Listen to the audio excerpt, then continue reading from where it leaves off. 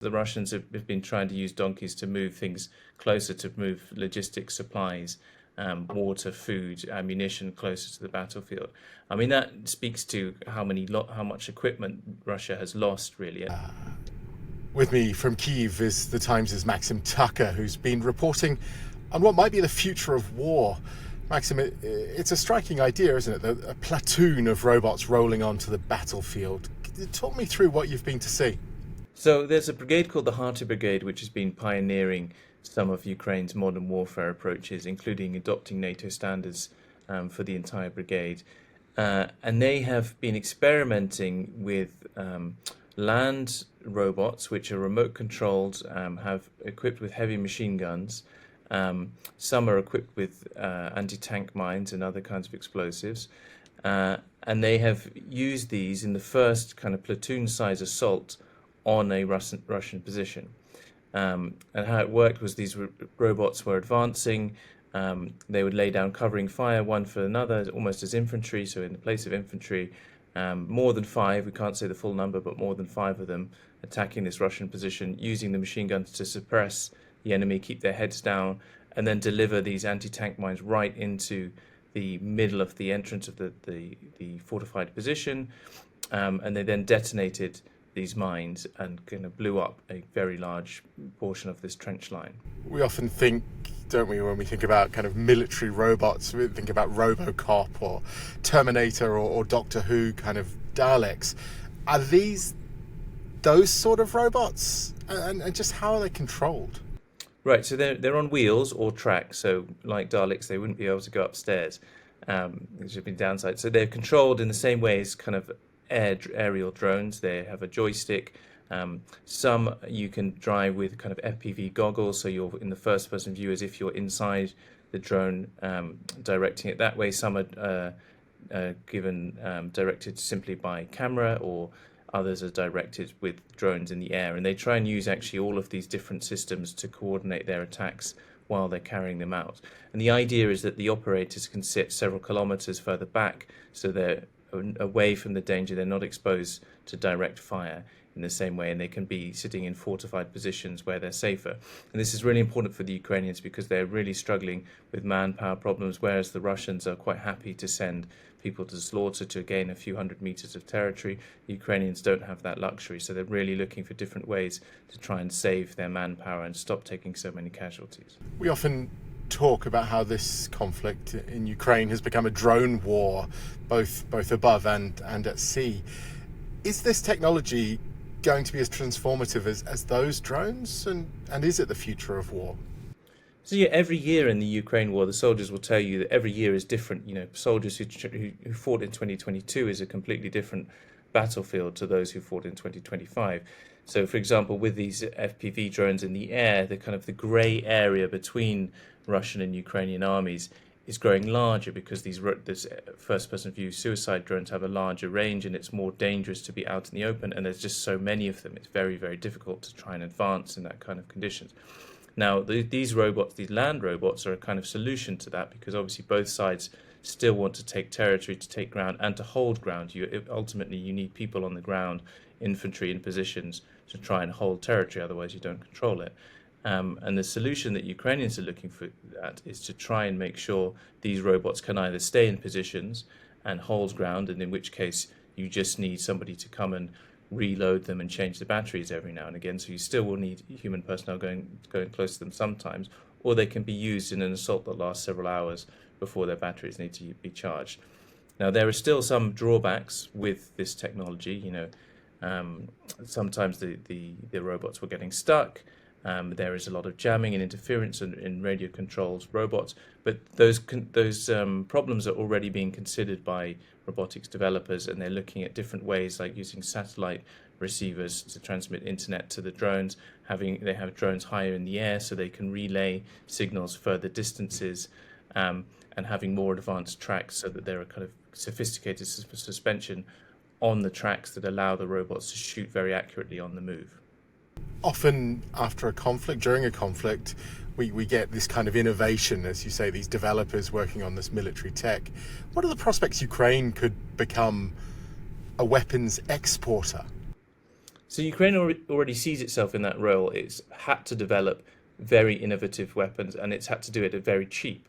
So it's these kind of sophisticated weapons that they're using are much, much cheaper than the kind of Western equivalent, where small problems are kind of ironed out at expense, and then more and more technology is added to the thing, and then eventually it becomes, a very expensive piece of kit. Ukraine is doing the opposite. It's trying to produce these at scale. It means it's using a lot of pieces from China as a result, but as a kind of assembler of advanced technology, it is already kind of quite far ahead of the field, and it has this ambition. Alexander Commission, who's the former Minister of Strategic Industries and now a close advisor to President Zelensky, told me that that is his ambition for Ukraine, that Ukraine has more capacity to produce weapons than funding. The state budget cannot allow it to make the use of all this capacity. So it sees itself as offering help to Western partners who need to rearm, who need to kind of make sure that their technology is advanced enough to deal with the kind of Russian threat that is posed to the world today. And they're offering their services to help develop innovative technologies and deliver them into Western armories. So there's an element of AI in use in these land robots. That's something that's been a bit of a point of debate at the AI summit in Paris this week, the kind of guardrails around lethal weapons that have AI built in. Is that something the Ukrainians are considering or grappling with? So at the moment, they have AI-assisted targeting, so they can spot a kind of movement or a target and help determine the shape, and they'll kind of identify that on the sensors of the robot or the drone. But it's then left to the Ukrainian to pull the trigger. In some cases, in the use of aerial drones, it seems that Ukraine has employed AI to help guide drones to their target, even when there is jamming. So, in the last kilometer, if they start to get jammed, they still go towards their target, and the AI helps them do that. Now, that starts to remove, as you say, those guardrails. The difficulty is it's great to have guardrails and kind of protections and prohibitions on the use of AI if that's something that everyone, or kind of the entire world, abides by. If you have a situation where someone like Russia is anyway not going to abide by any guardrails, then you are going to have an unlevel playing field when you try to go to war with a country like that. So ultimately, this war is probably pushing the boundaries of what human societies considers acceptable, and different Western societies will have to make difficult decisions about what they do to counter a Russian threat that is essentially immoral on this factor. While we're talking about the Russian threat, does Russia have these kind of robots? And I suppose, given that, as you say, they're made from Chinese provided parts, is it something they'll develop quite quickly? So that's a feature of this war, is that we've seen Ukrainian innovation first, and then the Russians take those ideas and are able to copy them and scale them up much more rapidly than the Ukrainians can. So usually the Ukrainians are making the first steps, and then Russia is able to kind of produce these at scale on the battlefield, and that then gives Russia an advantage. So I think we could expect to see Russia copying any kind of Ukrainian successes, particularly if they become more prominent. And it's something that Russia would be better able to do. Of course, Russia wouldn't be able to do that if the West more effectively enforced its sanctions on electrical components. Yes, some of these parts have come from China, but a lot of the chips and these different kind of software pieces and hardware pieces are still coming from the West through intermediary countries.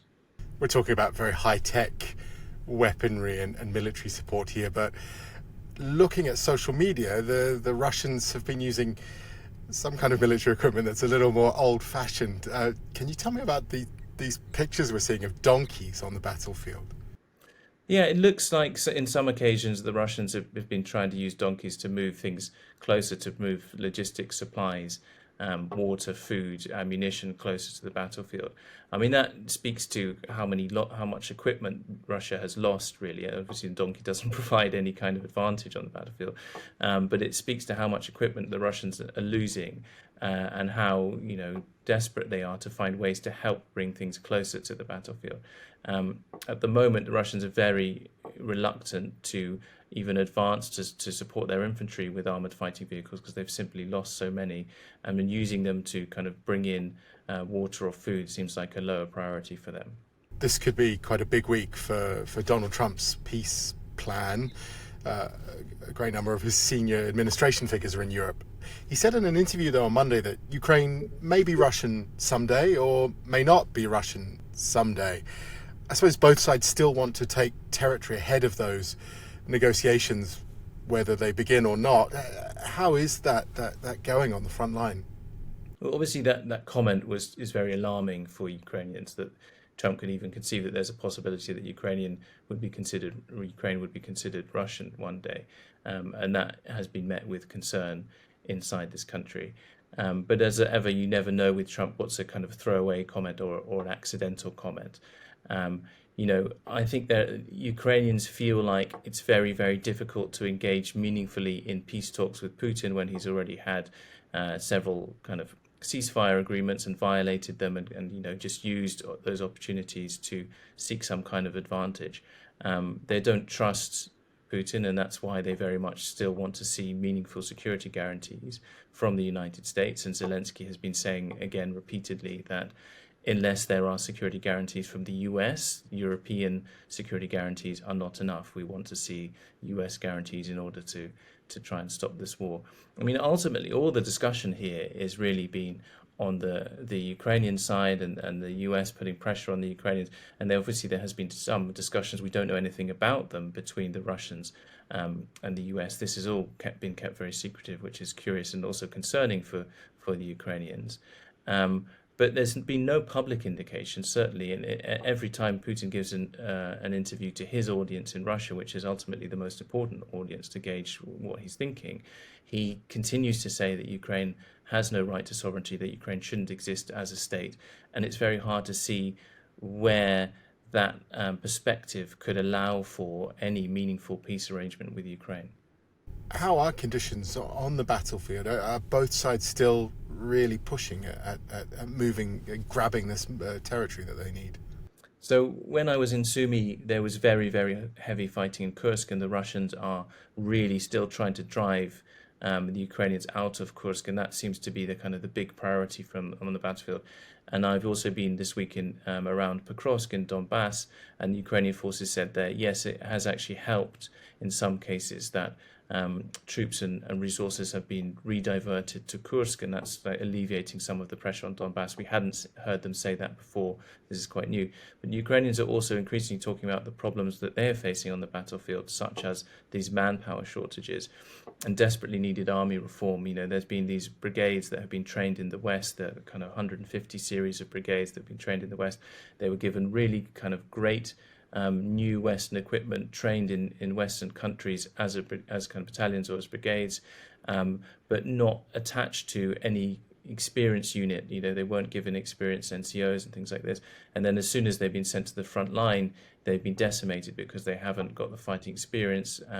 A lot of them have abandoned their positions because ultimately they're mobilized men. And the commanders that I was speaking to, the veteran commanders I was speaking to, said that like these new recruits, they need to go into experienced unit, they need to replenish experienced units, work with experienced NCOs, work with experienced officers, because this warfare is so difficult and so modern that you need somebody who understands it by living this experience, and not some kind of Western experience that it ultimately is now quite outdated and doesn't apply in all circumstances. And it's not just out in the east where we traditionally think this war is being fought. It's been a difficult night for people in Kyiv, where you are. Yeah, last night was incredibly loud. There were kind of explosions basically every few minutes in the early hours of the morning. You could hear that it was anti-aircraft defenses engaging what appeared to be ballistic missiles and several drones. I mean, I think it's upwards of 50 drones or something. So a really, really loud night in Kyiv, and that's becoming the norm, sadly, here. And it just shows how important it is for Ukrainians that they continue getting these US supplied and other countries supplying these sophisticated air defenses, which, although you'll still have a bit, some Russian successes, they are preventing the worst of the damage occurring.